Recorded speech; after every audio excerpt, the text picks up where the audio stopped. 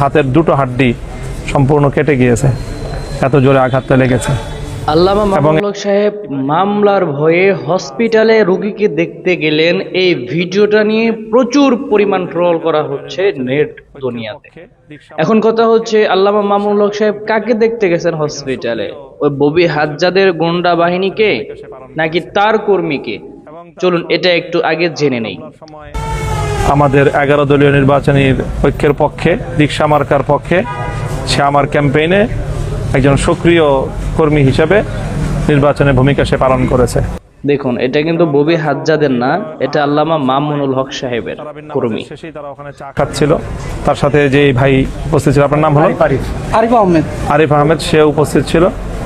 যে তারা বলছে যে উপর্যুপরি তাকে ফোনে হুমকি ধমকি করা হচ্ছিল, তাকে প্রাণনাশের হুমকি দেওয়া হচ্ছিল।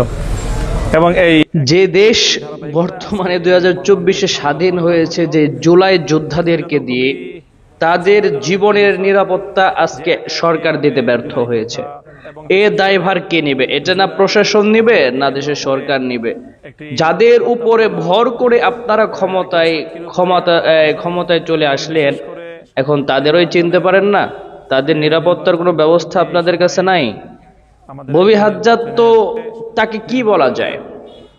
সে নিজে একজন ভোট চোর, আর যারা হসপিটালে ভর্তি হয়েছে মার খেয়ে, তারা হলো নিজেরাই চোর। আর এখানে আল্লামা মামুনুল হক সাহেব নিজের কর্মী দিয়ে মারান নাই, নিজেও মারেন নাই, বরং সেনাবাহিনীর সাথে সংঘর্ষ হওয়ার কারণে সেনাবাহিনী তাদের উপর লাঠি চার্জ করেছে।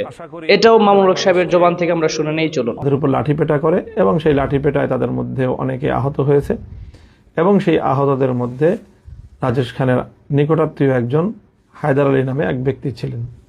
সে সম্ভবত ভর্তি ছিল, এবং আমরা আশঙ্কা করছি যে তার অবস্থা সংকটাপন্ন, এবং তার মৃত্যু নিশ্চিত জেনেই সকালবেলা ধানের শীষের প্রার্থী একটি এখানে সিন ক্রিয়েট করেছে।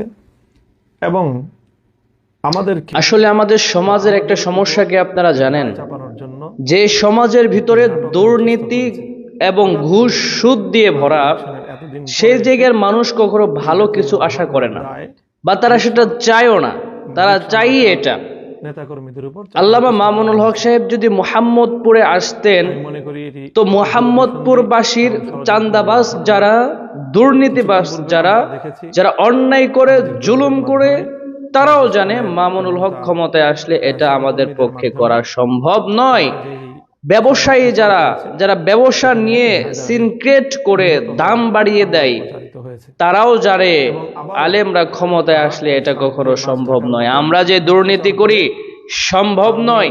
যার কারণে ইচ্ছাকৃতভাবে ভোট চুরি করে, ভোট রাহাজানি করে, গুন্ডামি করে মামুনুল হক সাহেবকে আপনারা হারিয়েছেন। এখন আবার বড় গলায় কথা বলতেছেন। বাংলায় একটা প্রবাদ আছে, চোরের মায়ের বড় গলা। আপনাদের অবস্থাও ঠিক একই হয়েছে। চুরি করে কথা বলেন আওয়াজে, এটা তো মানায় না ভাই। এটা বাংলাদেশ। মানুষ কি এখনো ঘুমায়? মানুষ ঘুমায় না। মানুষ এখন সজাগ আছে। মানুষ বুঝে কোনটা কোন দিকে যাচ্ছে। জামাতের একটা স্লোগান আছে না, খেলা যে চলছে কোন লেভেলে।